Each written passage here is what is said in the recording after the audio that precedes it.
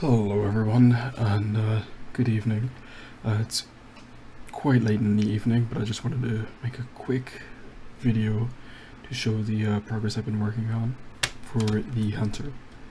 So I've made quite a few changes for the Hunter, however this isn't the build that it's currently showcased in. Its effects are still the same and there's not really anything different here.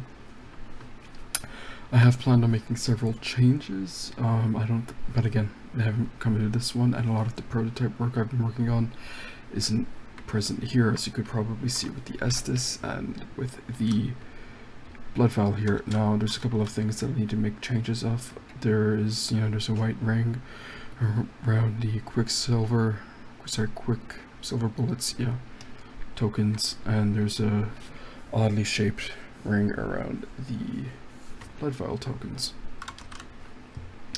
However, this is pretty much what it's going to look like. This is, again, just a rough copy for the board and the appropriate tokens. The cards are, for now, finished. That's the only thing that's going to be working is values. It's going to be tweaking with play. See what's OP, what's not. So, to quickly go over the Hunter. How everything works is based around the Hunter's mark. You could, add an extra point of damage and you could get yourself 5 of these. I'm going to have written in maximum you can carry at once is going to be 8. So 8 bullets. That's your max. You don't ever lose your bullets unless you spend them, or if you die going from floor to floor. It doesn't change. And completing a boss or completing a counter doesn't change your bullet stack or count. Every time you spawn, or if you die, you go back to 0. Also, in the beginning of the game, you start with 0. So you're going to have to activate Hunter's Mark if you want to be using your pistols. And I try to make pistols as fair as possible, keeping the fact in mind that you have to utilize your own health. Now we might tweak the number. Instead of 5, it might be dipped down to 3, because some of these cards are quite strong, especially with how that's playing. Next up is blood vials. Blood vials, I have in play that they are very different from Estus flasks. So Estus flasks, without house rules, to my knowledge, it's a full health heal. Blood vials, it's going to heal you 3 health, and every time you deal bleed for the next 3 turns that you have, so likely for the rest of the encounter, you will recover health based on if you inflict bleed and how much damage you deal. Well, if you deal damage to a bleeding enemy. So there's potential for you to gain a lot of health back, but however I wanted a class that plays very different from everything that's already existing. Again, these numbers might be changed with playtesting. Now for the coin and the medallion, I do have different things working for them right now. I believe one of the things was the medicine and the monster claw, I believe it's called. Everything's going to be playing differently here, which is something I wanted to do for this particular character. The stats I feel are good to be finalized.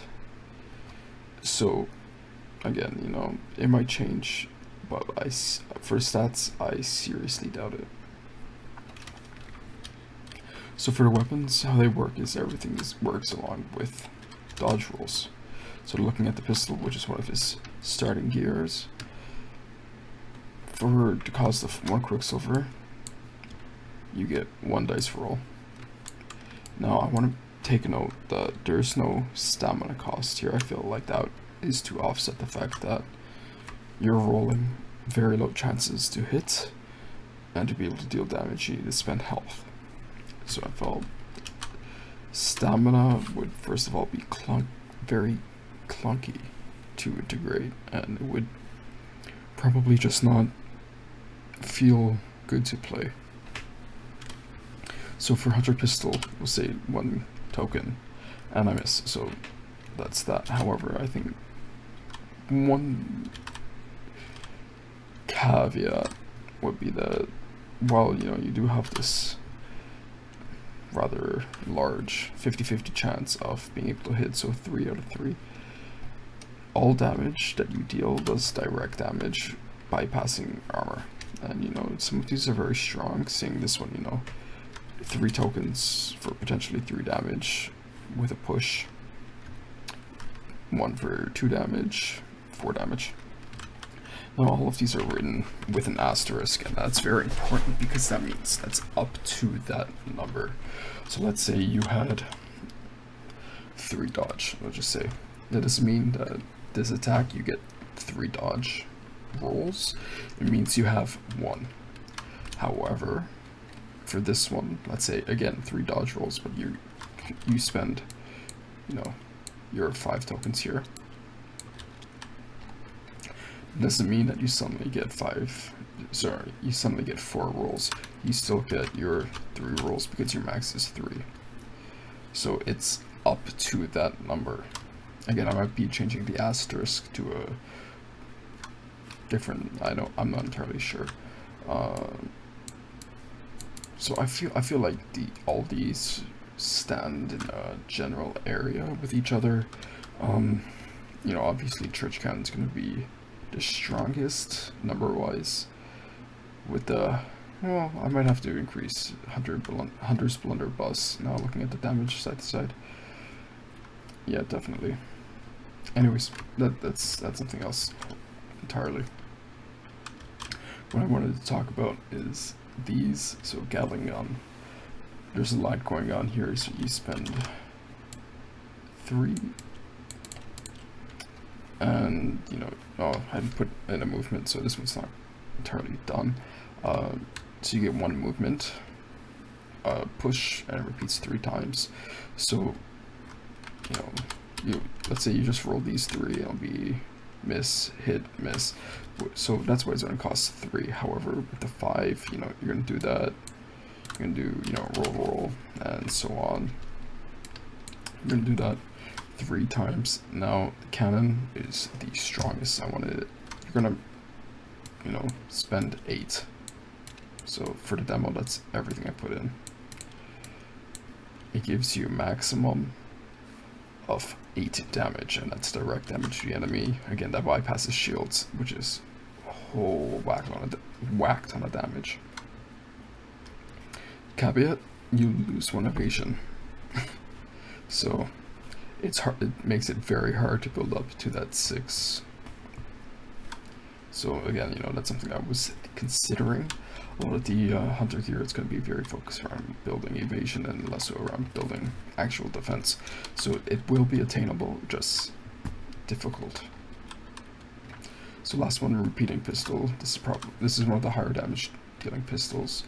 You know, it's going to give you some nice dodge, and you're looking at 2 with a repetition of 4. So it's strong. It's a very strong pistol. So yeah, that's everything I'm working on right now. It's going slow, but you know, that's what I'm doing right now. I just thought I would make a little update.